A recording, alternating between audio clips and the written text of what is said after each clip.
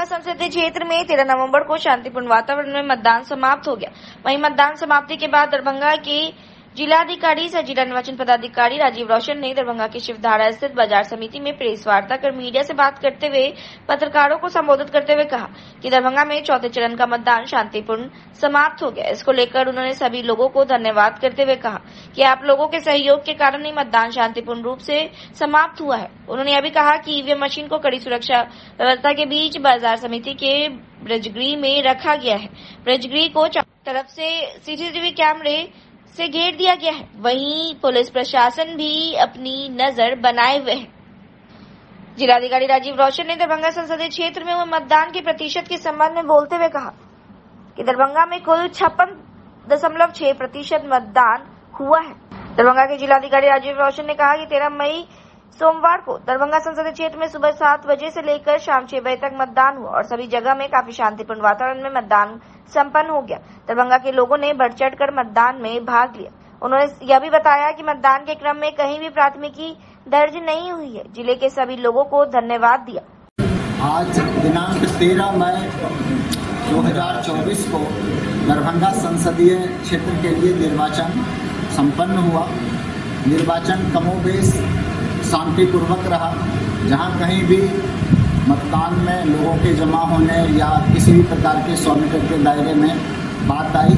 अविलंब जो निर्वाचन के लिए हमारे जोनल मजिस्ट्रेट थे, पुलिस के पदाधिकारी थे, क्यूआरटी की टीम थी, सब लोगों ने अपने दायित्व का निर्वहन किया। दरभंगा के लोगों ने बढ़ चढ़ करके मतदान में भाग लिया और अपना बहुमूल्य मत दिया है। आज जो मतदान संपन्न हुआ है सुबह 7 बजे से शाम 6 बजे तक, उसके मतदान प्रतिशत के बारे में जो प्राथमिक आंकड़े आए हैं, इसमें अभी वीटीआर की एंट्री होगी। बूथ वाइज एंट्री होने के बाद वास्तविक आंकड़ों की जानकारी पता चलेगी। उस प्राथमिक आंकड़ों में गौराबोराम विधानसभा क्षेत्र में हमारा मतदान का प्रतिशत 57.97% रहा है।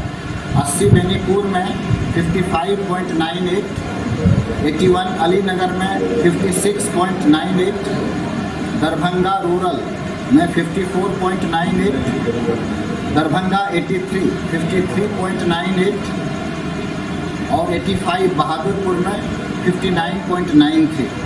कुल 56.6% हमारा मतदान का प्रतिशत रहा है, जिसमें वास्तविक जानकारी जो 6 बजे तक लाइन में लगे हुए थे, उन लोगों की संख्या जुड़ने के बाद कुछ प्रतिशत में चेंजेस आ सकता है। और आज इस मतदान के क्रम में कोई प्राथमिकी दर्ज नहीं हुई है। 17 लोगों को प्रिवेंटिव डिटेंशन किया गया था, बाद में उन्हें पीआर बॉन्ड पे छोड़ा गया। तो मैं सभी लोगों को धन्यवाद देता हूँ कि जिले में शांतिपूर्वक मतदान संपन्न हुआ। इस संदर्भ में कुछ शिकायतें आई थी कि उनका नाम वोटर लिस्ट में नहीं है। जैसे कि एक सूचना आ रही थी कि उनका नाम 83 में नहीं हो कि 88 में है, तो क्या वो मतदान दे सकते हैं।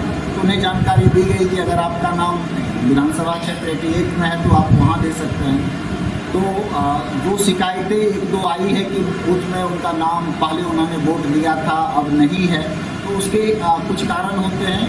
तो अगर एब्सेंट है, शिफ्टेड है या उसका मृत्यु हो गया है, तो इस कारण बीएलओ के द्वारा निर्धारित प्रक्रिया के तहत मतदाता सूची का संशोधन किया जाता है।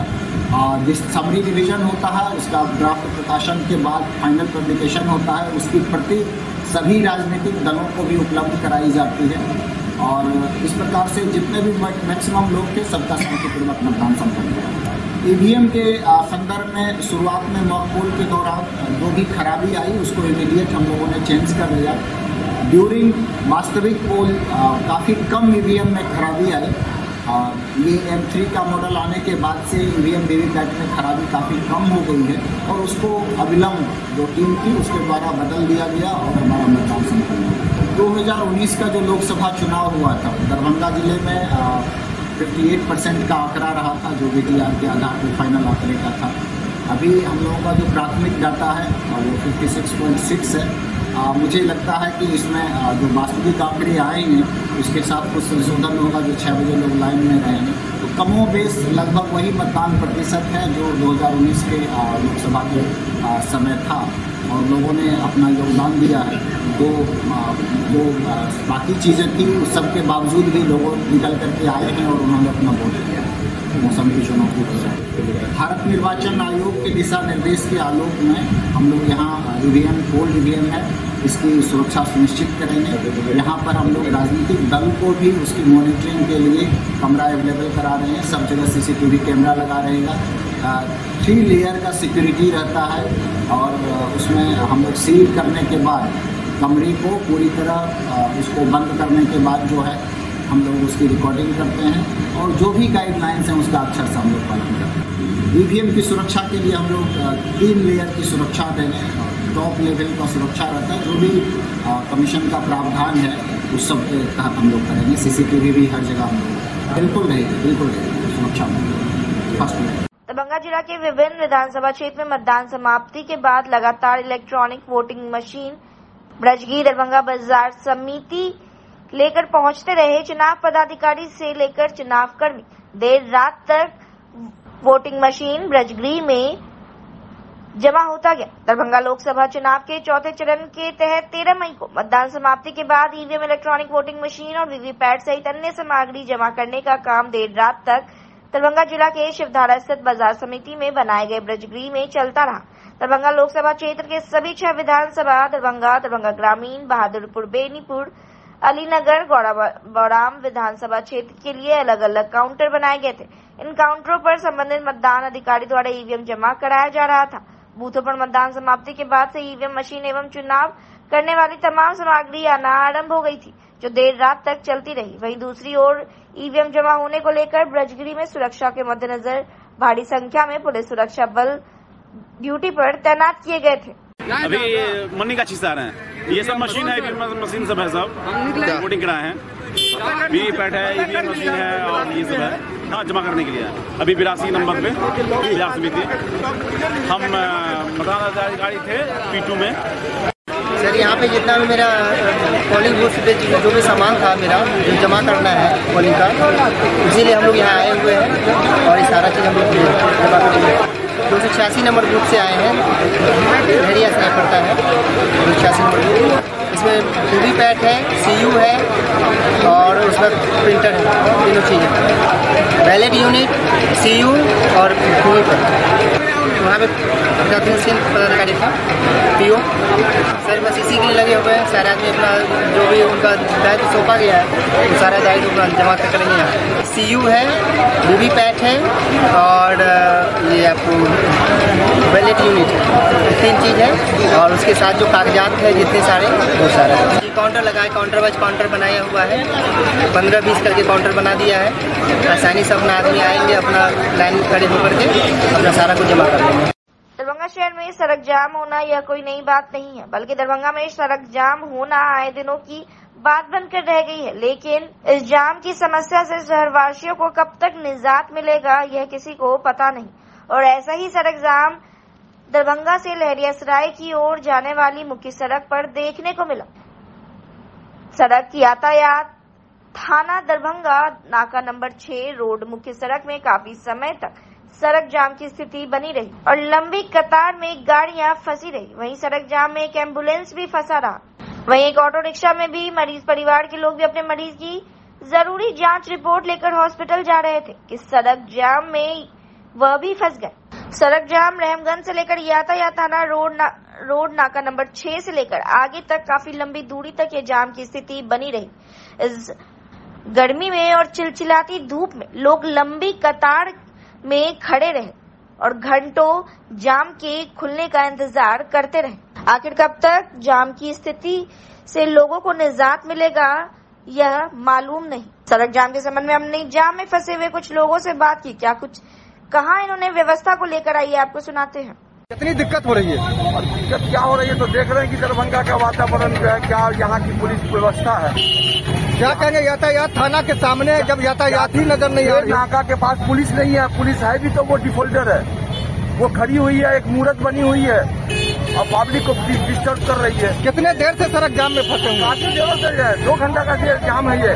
क्या लग रहा है, क्या कमी है जिसके कारण ये सड़क जाम हो रही है? सिर्फ प्रशासन की कमी है। अगर प्रशासन अलर्ट रहेगा, पुलिस अलर्ट रहेगा तो फिर ये सब जाम लगेगा नहीं। लापरवाही मानते हैं दरभंगा में जो है दाहिना भाग है। कितने देर से जाम में फंसे हुए हैं? क्या दिक्कत हो रहा है इसमें?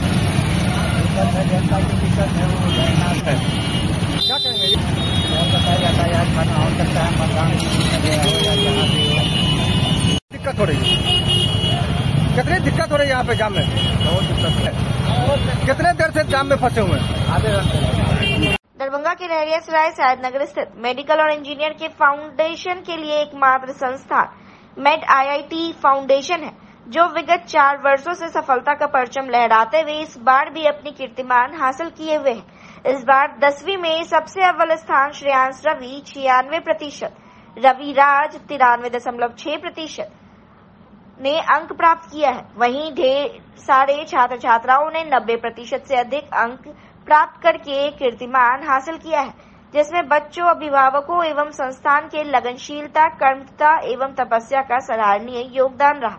इसके लिए संस्थान के निर्देशक सुमित झा सभी को ढेर सारी बधाई एवं शुभकामनाएं देते हुए बच्चों के उज्जवल भविष्य की कामना की है। जीसस एंड मैरी एकेडमी की 10वीं और 12वीं कक्षा में जिला एवं प्रदेश में अव्वल परीक्षार्थियों को विद्यालय प्राचार्य ने मंगलवार को सम्मानित किया। केंद्रीय माध्यमिक शिक्षा बोर्ड दिल्ली द्वारा कक्षा 10वीं एवं 12वीं में समस्त मिथिलांचल के साथ ही संपूर्ण प्रदेश में सर्वोत्तम स्थान हासिल करने वाले छात्र एवं छात्राओं को विद्यालय की प्राचार्य डॉक्टर मधुरिमा सिन्हा एवं प्रबंध निदेशक डॉक्टर यशराज सिंह के हाथों सम्मानित किया गया। कक्षा 10वीं की नमामि ठाकुर 99.2%, मोहम्मद मुजम्मिल 97% एवं शिवांगी रमेश 96.2% प्राप्त कर प्रथम, द्वितीय एवं तृतीय स्थान प्राप्त करने में सफल रहे। अभिषेक कुमार 94.6%, फवाज अफजल हुसैन 94.4%, अमन कुमार 94.4%, साइना 94.2%, दानियाल अहमद 93.8%, अंकुर ठाकुर 93.8%, ब्रजनंदन चौधरी 93.2%, अंशु कुमारी 91.8%, कृष्ण कुमार 91.2%, अंशु रानी 91%, सागर कुमार चौधरी 91%, सना आजमी 90.2%, पल्लवी कुमारी 90%। इसके अलावा और भी परीक्षार्थियों ने 90% से अधिक अंक लाने में सफल रहे। वहीं कक्षा 12वीं में कला संकाय से अदिति प्रिया ने 99%, विज्ञान संकाय से संस्कृति झा ने 95.2% और पुनः कला संकाय से कुणाल कुमार ने 93.2% प्राप्त कर प्रथम, द्वितीय एवं तृतीय स्थान के साथ विद्यालय की गौरवशाली गरिमा को सुशोभित किया। इस परीक्षा फल के उपलब्धि पर विद्यालय की प्राचार्य डॉक्टर मधुरिमा सिन्हा, संस्थापक सचिव डॉक्टर संजय कुमार सिंह एवं प्रबंध निदेशक डॉक्टर यशराज सिंह ने अपने बच्चों, अभिभावकों के साथ ही विद्यालय परिवार को हार्दिक बधाई दी और उनके उज्जवल भविष्य की कामना की है। मैं जीसस मेरी महापरिवार की ओर से सबसे पहले अपने बच्चों को बहुत आशीर्वाद और बधाई देती हूँ उनके शानदार रिजल्ट के लिए। और मैं जानती हूँ कि इसमें गार्जियंस और स्कूल, टीचर्स सबका मिला जुला एफर्ट है और तभी बच्चे अच्छा करते हैं, क्योंकि सबसे पहले उनकी मेहनत है, उनका कंसंट्रेशन है। बच्चे कितने इसमें शामिल हुए थे? बच्चों जो अच्छे हैं, जिनका बैकग्राउंड अच्छा है, मतलब कि जो एक रूटीन में है, पैसा चीज़ नहीं होती, इट इज़ द कल्चर।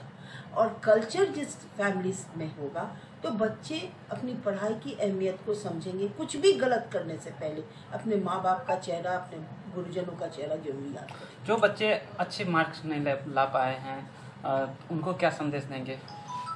बहुत से बच्चे अच्छा ही मार्क्स लाए हैं, जो उससे थोड़े कमजोर है, उनको कहेंगे भाई मेहनत करो, जब वो कर सकता है तो तुम क्यों नहीं।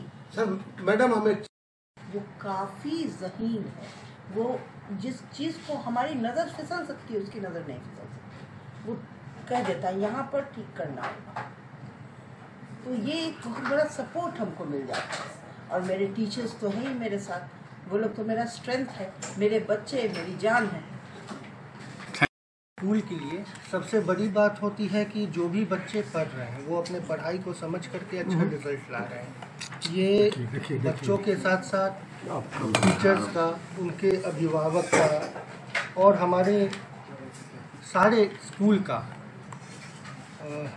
एक बात दिखाता है कि कितना मेहनत किए हैं। टीचर्स भी बच्चे पे, और बच्चों ने कितने मेहनत से टीचर्स के उस चीज़ को ग्रहण किया है और अपना रिजल्ट निरंतर देते आए हैं। क्या अगला मिशन क्या है, किस तरह से? और अगला मिशन हमारा यही है कि जिस तरीके से स्कूल आगे बढ़ रहा है इससे भी थोड़ा आगे बढ़े और साल दर साल आगे बढ़ता रहे, बच्चे समझते रहें, सीखते रहें, आगे बढ़ते रहें। क्या शुभ नाम हुआ आपका? यशराज सिंह। बहुत खुश हैं, टॉप किए हैं एंड सबके आशीर्वाद का है पहली बात तो, और मेरे फैमिली मेम्बर्स का मेरा भी इसमें योगदान है ये कि हम मेहनत किए और उनको उसका फल मिला और कहीं ना कहीं भगवान की तरह मदद की है। इसके अलावा हमको आगे आगे हमको बायो लेकर कंटिन्यू करना चाहते हैं हम, और हम नीट का तैयारी करना चाहते हैं।